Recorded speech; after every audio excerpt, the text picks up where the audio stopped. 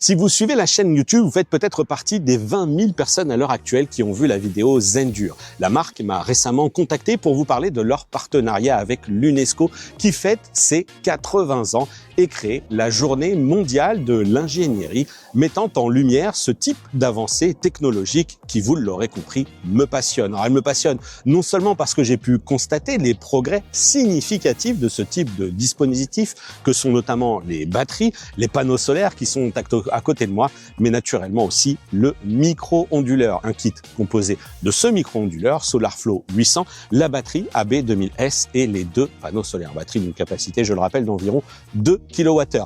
Et des solutions, eh bien, Zendure n'en manque pas pour vous proposer soit d'abaisser assez significativement la facture d'électricité, voire même de devenir complètement autonome. Alors je comprends que cela puisse en faire sourire certains, mais je peux vous assurer que depuis que je teste la solution, j'ai été étonné par l'efficacité des panneaux solaires. En ce mois d'avril, si j'avais eu plus de batterie, puisque là j'en ai qu'une seule, eh bien clairement je n'aurais eu aucun problème à en remplir plusieurs et donc alimenter plus longuement mon domicile en énergie solaire. Bref, si jamais vous avez des questions, eh bien je tiens un tableau de production. Rejoignez-moi sur mes réseaux sociaux pour qu'on puisse en parler.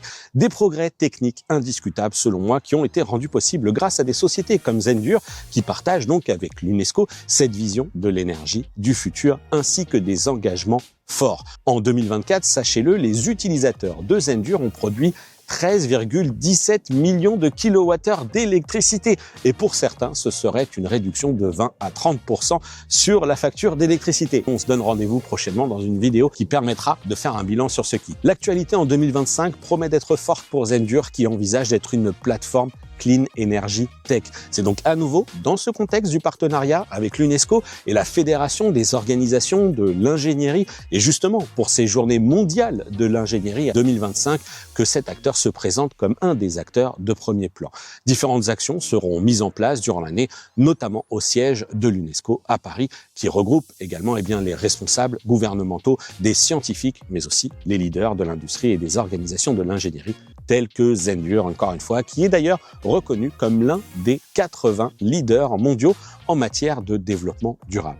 Pour ma part, donc vous le savez, désormais, c'est un sujet qui m'intéresse beaucoup. Face au constat de l'évolution de ces technos, j'en ai déjà parlé, je dépasse sur la production solaire en journée plus de 4 à 5 kWh et pour cause, ces panneaux, ils sont ici montés sur des dispositifs à roulettes que je n'hésite pas à positionner face au soleil. J'ajoute également dans la description de cette vidéo un lien qui vous mènera donc sur ce fameux partenariat entre Zendure et l'UNESCO dans le cadre, encore une fois, de la Journée mondiale de l'ingénierie.